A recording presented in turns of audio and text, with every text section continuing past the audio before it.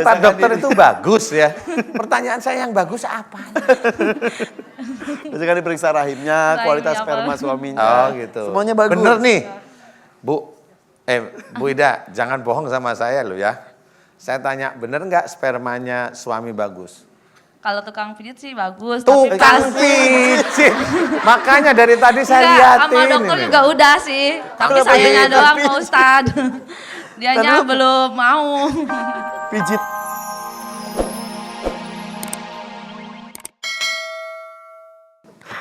Kita buka yang dari Instagram aja dulu ya. Oh ya boleh.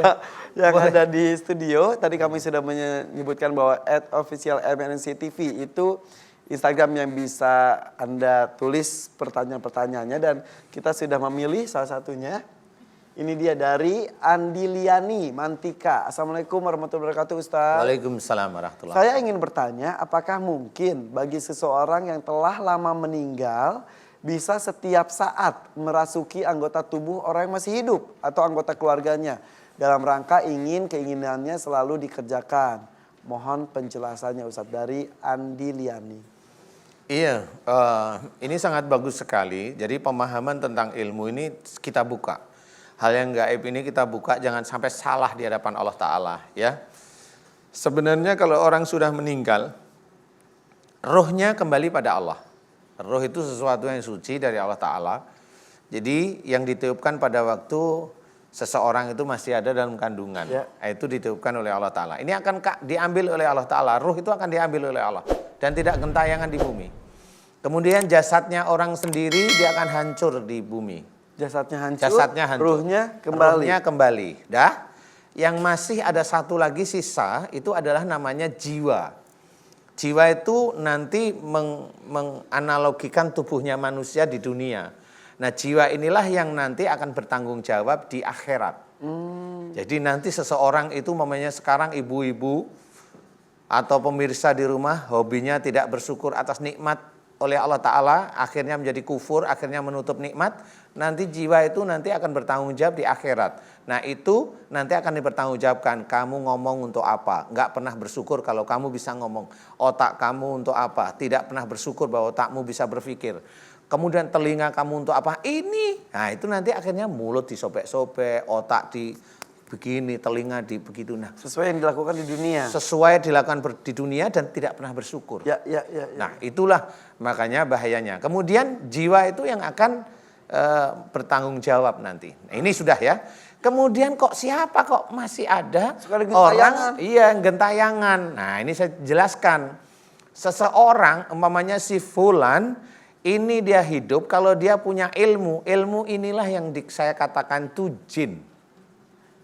Jadi kalau umpamanya Ibu Yuli tadi itu ada ilmu turunan, biasanya yang dilihat itu adalah entah ini mbahnya, entah ini bapaknya yang sudah meninggal. Bagi orang yang bisa melihat atau kemasukan, ini dia akan ngomong, saya mbahnya, saya uyutnya umpamanya. Nah inilah ilmunya si uyut. Bukan uyut yang sebenarnya? Bukan, insya Allah bukan. Itu ilmunya, akhirnya ilmunya minta, bikinkan saya tumpeng umpamanya. Bikinkan saya minuman. Bacakan saya. Bacakan saya surat ini tiap malam Jumat umpamanya. Nah, ini jinnya. Kalau orang tersebut yang kemasukan itu ngikutin, berarti bacaan surat itu memang diperuntukkan untuk jin, bukan kepada Allah. Wah, musyrik. Nah, akhirnya itulah yang dikatakan musyrik yang sir. Yang tidak tampak, yang itu ditakutkan oleh Rasul pada waktu saat ini. Jadi musyrik yang sir, yang tidak tampak. Makanya di sini harus hati-hati karena itulah sebenarnya jin. Dia akan menyerupai siapapun kalau dia sudah masuk. Umpamanya di sini Mas Irfan. Mas Irfan punya ilmu nih. Ilmu kebal umpamanya. Umpama ya. Ilmu kebal umpamanya. Nah, suatu ketika jangan Mas Irfan deh, orang lain aja ya. Si fulan ini punya ilmu kebal ya. Kemudian ilmu kebal dipakai beneran untuk jadi preman, untuk bisa ini, berani begini. Nah, ini suatu ketika si fulan itu mati. Nah, makanya ini ada mati. Untung bukan saya. Makanya saya ganti si fulan aja. Ini mati. Kemudian, pada waktu ini orang, namanya orang di Indonesia kan ada yang namanya 7 hari, Ya 40 hari. Nah katanya ini ya. masih ada di rumah. Nah itu masih ada. Sebenarnya ini nanti kalau si yang preman ini mati, ini kemudian seseorang melihat, oh ada apa, itu masih ada di sini. Ini ilmunya. Ilmu kebalnya suatu ketika dia akan masuk, menurut cerita tadi, masuk ke orang, kemudian minta dia. Minta apa dia? Nah sama orang ini kan, oh ini arwahnya gentayangan. Dia akan minta sesuatu. Nah inilah sudah dikatakan musyrik oleh Allah Ta'ala. Jadi intinya adalah itu ilmu, jangan percaya. Tapi kalau percaya silakan. Kenapa saya bilang silakan? Tunggu aja nanti di akhirat. Apa yang dia kerjakan, dia akan menuai nanti di akhirat. Jadi jangan diturutin ya. Jangan diturutin yang seperti itu. Itu akan menjadi kita yang nanti salah di akhirat loh. Salahnya itu di akhirat nanti. Sekarang mamanya sudah melihat acara siraman kolbu, udah dikasih tahu benar. Kemudian itu dikerjakan, silahkan. Kalau saya silahkan tunggu nanti di akhirat. Ya. Nanti akan menuai sendiri apa yang dikerjakan. Benar nggak itu ada dalilnya? Sebenarnya nggak ada dalilnya, dikerjain. Dan itu tidak ada tuntunan dari Rasul dikerjain. Silahkan tunggu di akhirat. Apapun. Makanya kalau mamanya kita itu budaya, boleh budaya itu sama seperti pakai baju. Budaya itu mirip seperti baju. Kita itu boleh memakai, agak seneng bolehlah, agak cocok nih boleh. Tetapi jangan kita itu baju itu sampai kita seneng itu kepati-pati. Kalau nggak pakai baju itu nggak pede. Jadi jangan sampai budaya merusak akidah. Nah itu maksud saya. Ya. Jangan sampai budaya itu merusak akidah. Silahkan istilah dipakai silahkan. Tetapi satu, jangan sampai budaya itu dicampurkan dengan akidah. Karena budaya tidak akan ketemu dengan akidah. Terima kasih Ustadz. Sama. Kita buka pertanyaan lagi ya. Boleh. Boleh ibu-ibu, jangan stres, jangan tegang. Tarik nafas dulu. Udah gosok gigi ya, yuk. Tunjuk tangan siapa yang mau bertanya berikutnya. Semangat sekali yang ini nih, waduh. Udah make up dari jam 10 malam nih ini. Silakan. Assalamualaikum warahmatullahi wabarakatuh. Waalaikumsalam warahmatullahi wabarakatuh. Siapa namanya? Nama saya Ida. Ida. Saya mau bertanya sama Pak Ustadz. Iya. Saya kan udah 11 tahun, belum punya keturunan. Udah punya suami belum? Udah Pak. Pertanyaan Ustadz pinter. Dan nomor 1 itu. Lah nggak taunya belum punya Ustadz. Ya nikah dulu. Oke. Udah Pak Ustadz. Udah ya? Iya. Tapi 11 tahun belum punya keturunan? Iya. Sudah betul belum caranya? Lu kan tanya lagi. Ilmunya sudah bener belum? Kalau ilmunya sudah Sudah Pak ya, Ustadz. insya Allah sudah. Saya minta doanya sama solusinya sama Pak Ustadz. 11 tahun. Sudah periksa ke dokter? Udah. Kata dokter apa? Kata dokter apa? Ini yang Dokter asik. bagus sih. Bagus, dua-duanya. apanya yang bagus? Orangnya.